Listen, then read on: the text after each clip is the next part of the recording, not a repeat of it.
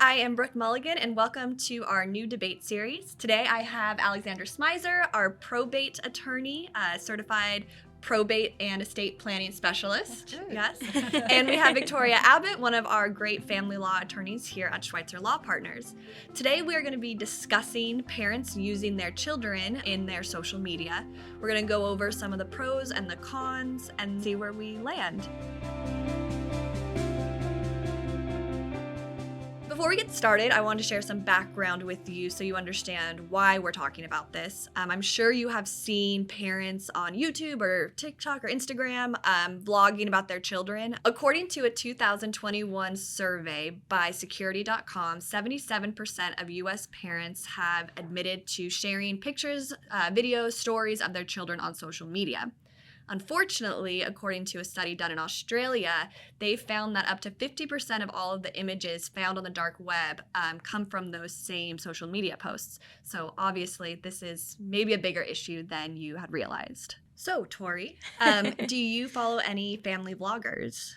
I do follow different influencers and family vloggers who do post not just their day-to-day, but obviously their children are part of their content as well. Mm-hmm. I don't think I'm a mom myself, so I obviously do enjoy consuming that type of media of seeing different parents in their day-to-day. I mean, I think that parenting is really hard, right? Yeah. And it's different for everyone. Yeah. And so being able to have this really vast community Right. on the internet that you see all kinds of different experiences is Yeah. really helpful. Yeah. It's a kind of a profound way to feel connected with other Yeah. parents and not feeling like you're so terrible and your kids are so Right. terrible and everything you're doing is wrong, right? It's almost like the modern equivalent of, it takes a village to raise a child. Your village is just that much bigger now. But I was really surprised that kids on social media are finding that community too. And it seems like that is the biggest benefit to social media. However, I do think we need to acknowledge some of the negatives that come along with specifically parents using their children as content. Yeah. So some background on that is there are no protections for children who are either,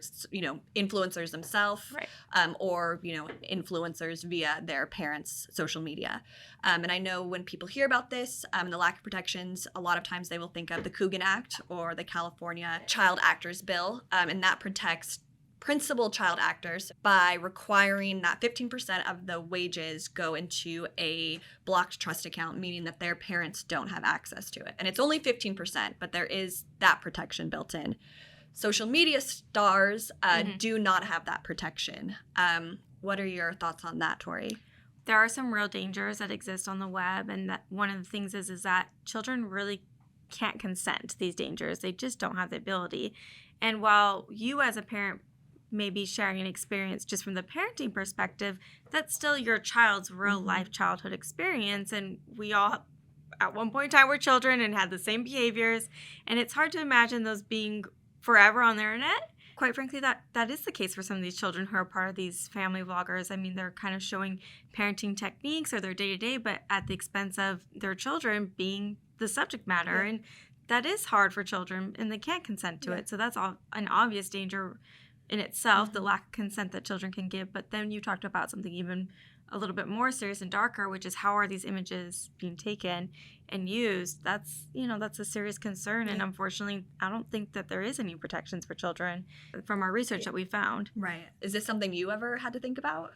Yeah, I mean, my kids are a little bit older, but I know now, they really do advise, like, cover your kids or don't show their faces, don't say where they go to school. And that's really parenting decisions that are just becoming more and more crucial and vital to them growing up.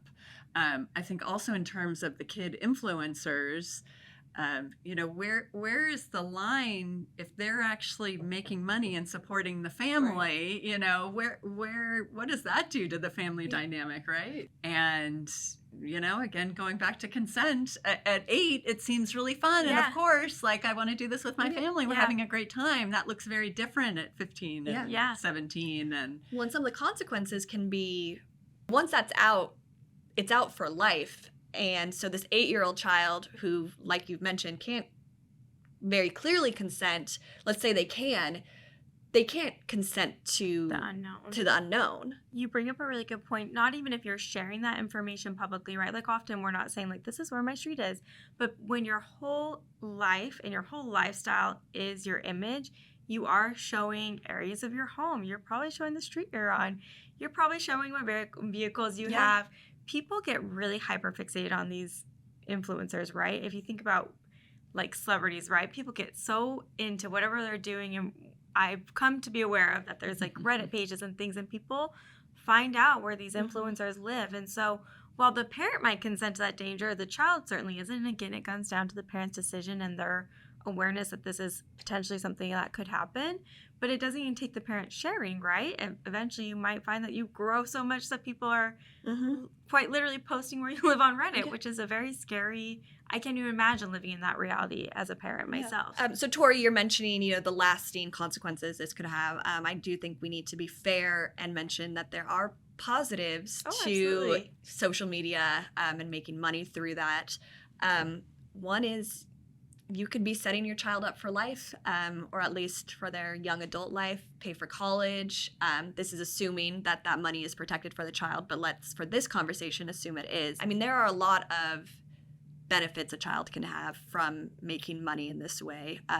Like you had mentioned, it's working with your family. You're not going to a job as an 8-year-old, and you can potentially make a lot of money off of these deals.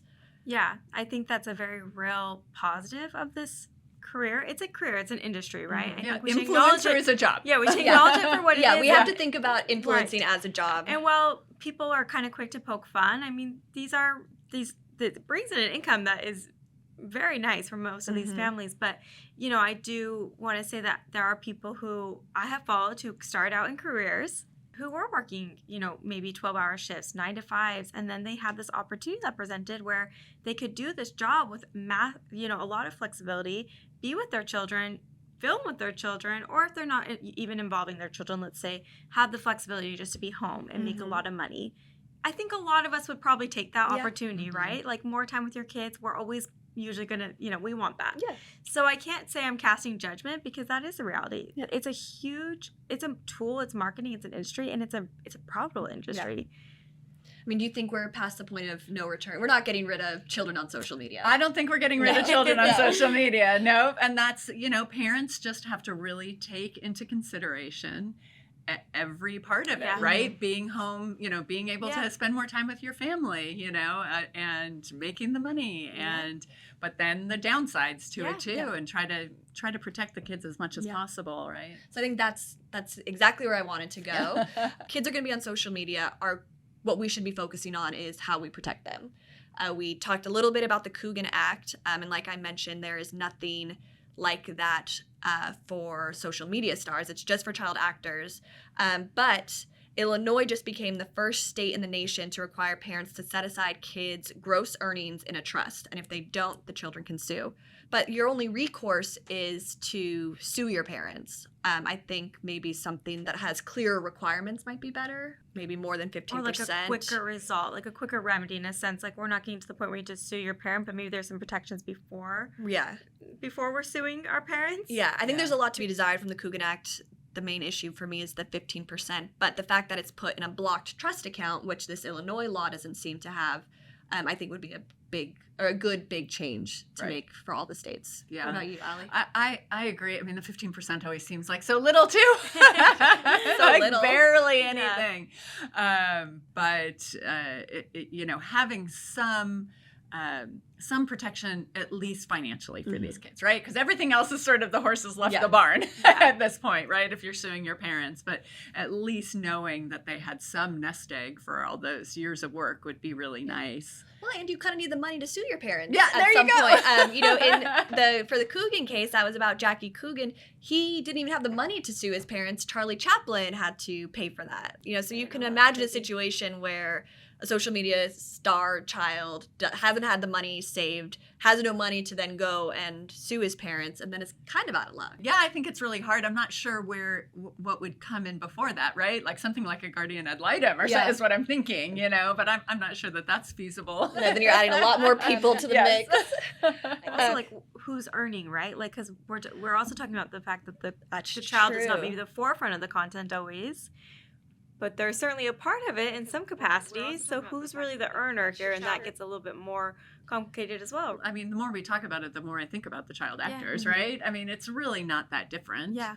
Jodie Foster has been super clear about, she was supporting her whole family when she was like 12 years old. Parents are going to parent, right? Right, And yeah. that's what it all comes around to. We have to Yeah. trust parents to make those decisions for their kids. Yeah. And unless they're very egregious actors, I Right. think that's going to be what it is. Gotta be The what it kids is. have to Yeah. live with the parents they were born Yeah. to. Yeah. And that may be on social That maybe media. you're a TikTok star and you don't even know it. You can be 4 years old and be famous. You don't even know. So I think we can probably wrap it up here. Obviously, we didn't come to a consensus on what is best because I don't think we ever could. Yeah. This is a personal choice. And so for you out there, parents, if you're thinking about using your children on social media, even if you're not trying to be a vlogger and make this your whole career, maybe look into some of the implications or the security concerns about posting your child so you can make an informed decision for you and your family. Thank you for joining me, and thank you, Tori and Allie, for joining me on this very informative discussion. We'd love to have more discussions, so if you have anything you think would be interesting to talk about, please leave a comment. We'll see you next time.